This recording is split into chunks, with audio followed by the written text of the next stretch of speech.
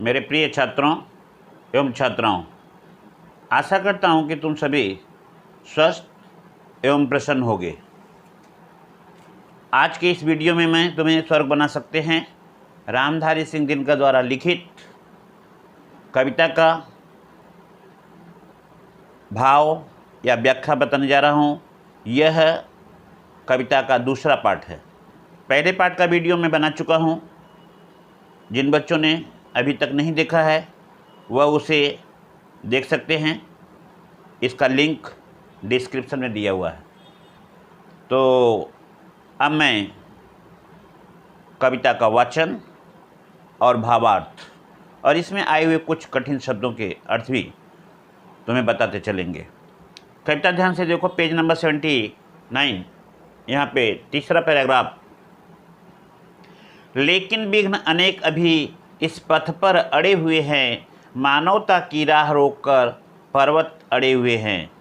न्यायोचित सुख सुलभ नहीं, जब तक मानव को चैन कहाँ धरती पर, तब तक शांति कहाँ इस भव को।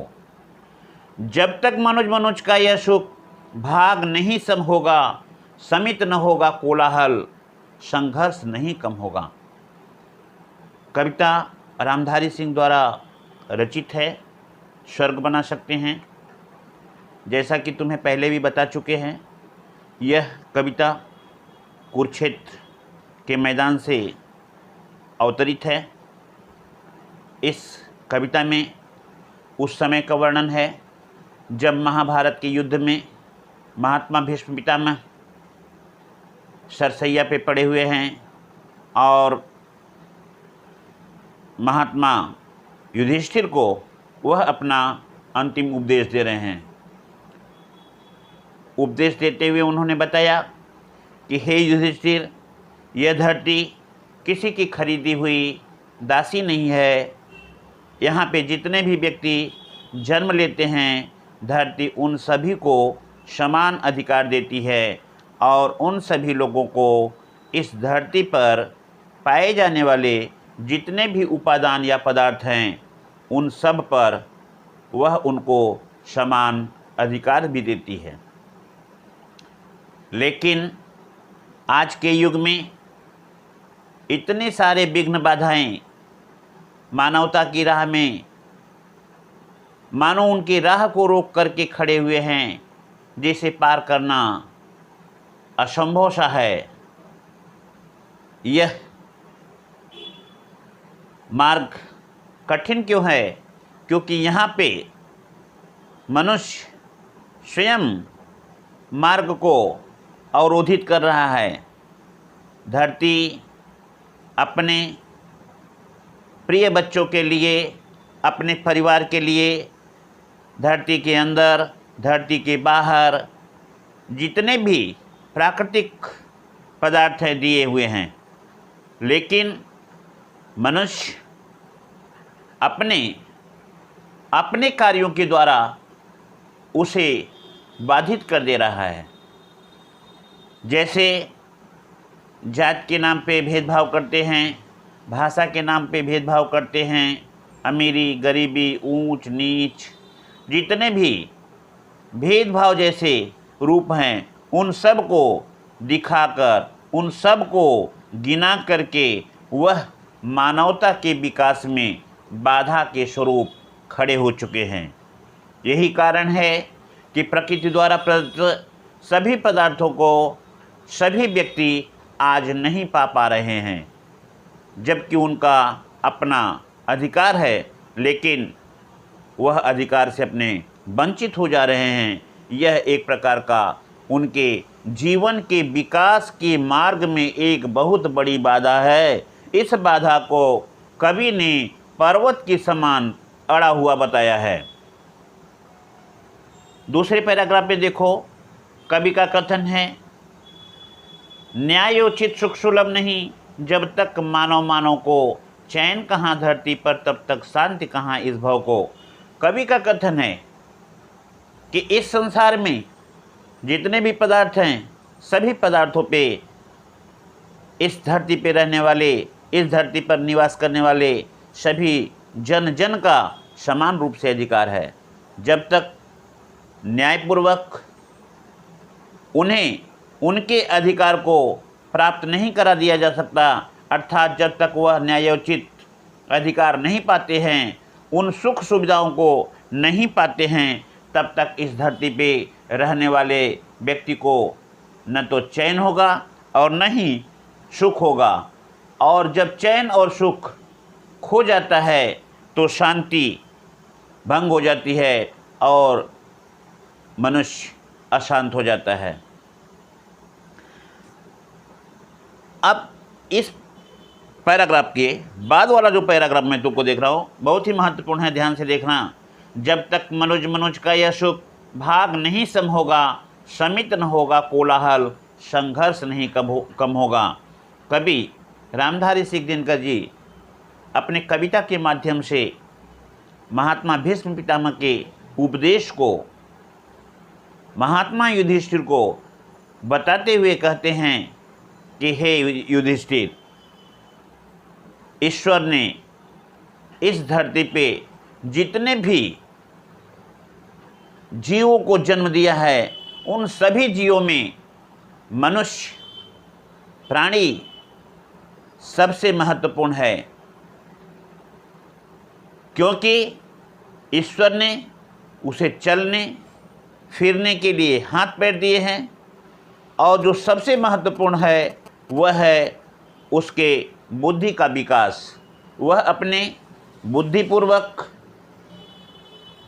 क्षमताओं के आधार पे किसी भी कार्य को करने में सक्षम है, अच्छे या बुरे, सुख दुख, अमीरी गरीबी, भेद भाव, वह अच्छी तरह से इन सभी को समझ सकता है और यह भी समझ सकता है कि क्या करने से इस धरती के प्राणियों को सुख मिलेगा, न्याय मिलेगा, शांति मिलेगा।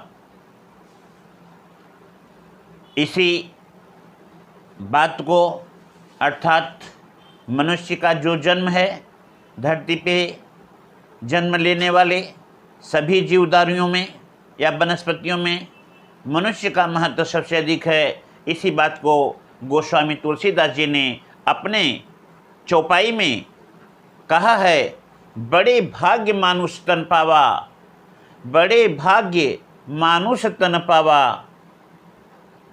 अर्थात मनुष्य का जन्म जो हुआ है वह बड़े ही भाग्य से हुआ है, क्योंकि सभी प्रकार की विशेषताएं मनुष्य में है। वह अच्छे और बुरे का अनुभव कर सकता है, सुख दुख का अनुभव कर सकता है, और इस तरह से दुख जब अपने को होता है तो वह दूसरे के भी दुख को समझ सकता है। इस तरह से दूसरों के दुख में वह दुखी होकर और अपने सुख में दूसरों को अपनाकर मनुष्य के जन्म को सार्थक बनाता है, और यही कल्याण की भावना पूरे समाज में शांति को स्थापित करती है। यदि ऐसा नहीं होता है तो मनुष्य सुखी नहीं बल्कि दुखी होगा और इस संसार में संघर्ष होता रहेगा। संसार में कहीं भी शांति नहीं होगी, अमन चमन नहीं मिलेगा। तो इस तरह से ये तीनों पैराग्राफ मैंने बताया। अब पेज नंबर 80 पे देखोगे, उसे भूल वह फंसा परस्पर ही शंका में भय के, उसे भूल वह फंसा परस्पर ही शंका में भय में, लगा हुआ केवल अपने और भोग संचय में। प्रभु के दिए हुए सुख इतने है विकर्ण धरती पर, भोग सके जो उन्हें जगत में, कहाँ अभी इतने नर। सब हो सकते तुष्ट एक सा, सब सुख पा सकते हैं, चाहे तो पर में धरती को स्वर्ग बना सकते हैं। रामधारी सिंह दिनकर द्वारा लिखित ये पंक्तियाँ मनुष्य के हृदय को छू जाती है। थोड़ा समय इनमें कठिन शब्दों का अर्थ तुम्हें बता दे रहा हूँ, उसे थोड़ा ध्यान दे करके देख लो। इस पद में जो आए हुए हैं, परस्पर, परस्पर का मतलब होता है आपस में। शंका के भय में, ध्यान देना, शंका में भय में, मनुष्य का जीवन आज शंकाओं से घिरा हुआ है। उसे भय है कि वह जीवन में अपने क्या करेगा, अच्छा बन सकता है या नहीं बन सकता है, यह उसे पूर्ण रूप से मालूम नहीं है, इसलिए वह अपने जीवन को शंका में जी रहा है। भोग संचय, भोग का मतलब भोग विलास होता है। भोग विलास क्या होता है? अधिक धन आने पे उल्टा पुल्टा काम करना, गलत ढंग से अपने पैसे का दुरुपयोग करना, उसे खर्च करना, यह तो भोग विलास होता है। और संचय का मतलब होता है मनुष्य जब दूसरे के हक को, दूसरे के हिस्से को अपना हिस्सा समझ करके अपने भविष्य के लिए संचित करता है, भविष्य के लिए इकट्ठा करता है, तो वह संचय से संबंधित अर्थ बताता है। विकीर्ण, ध्यान देना यहाँ पे, विकीर्ण तुम लोगों को पहले भी बता चुके हैं। विकीर्ण, विकीर्ण का मतलब होता है फैला हुआ, लेकिन यहाँ पे जो पेज पे लिखा हुआ है 80 पेज पे 80 पेज पे यहाँ पे विकीर्ण माने शोर लिखा हुआ है, यह इसका उल्टा दे दिया है। विकीर्ण का मतलब होता है फैला हुआ, और पीछे जो दिया हुआ है तुमको कोलाहल, कोलाहल का मतलब शोर होता है। तो इसे ध्यान देना और उल्टा मत लिख देना, नहीं तो तुम्हारा अर्थ भी उल्टा हो जाएगा। तो अब मैं इसका अर्थ बता रहा हूँ। उसे भूल व फंसा परस्पर ही शंका के भय में लगा हुआ, केवल अपने और भोग संचय में। कवि का कथन है, यह धरती किसी की खरीदी हुई दासी नहीं है, इसलिए इस धरती पे जन्म लेने वाले सभी लोगों का जन्मसिद्ध अधिकार है कि धरती पे पाए जाने वाले उन पदार्थों पे उनका पूरा हक है। उन्हें समान रूप से न्यायपूर्वक उनके हिस्से को मिलना चाहिए, लेकिन ऐसा नहीं हो रहा है। ऐसा नहीं हो रहा है क्योंकि जो बड़े हैं, जो ताकतवर हैं, वे व्यक्ति उन गरीबों का, उन कमज़ोर वर्ग के प्राणियों का धन या उनके हिस्से के पदार्थों को अपने भविष्य के लिए संचय करता है। वह फंसा हुआ है। कहाँ फंसा हुआ है? मोह में, माया में, प्रेम में, अपने परिवार में। परिवार की माया को देख करके वह संचित करने के लिए पूरा जीवन व्यतीत कर दे रहा है, और इस तरह से वह अपने लिए सभी पदार्थों को जुटाने के लिए, इकट्ठा करने के लिए अनवरत प्रयास करता रहता है। नीचे वाले पैराग्राफ में देखोगे, कवि का कथन है, प्रभु ने, ईश्वर ने सभी व्यक्ति को इस धरती पे समान रूप से अधिकार देकर के जन्म दिया हुआ है।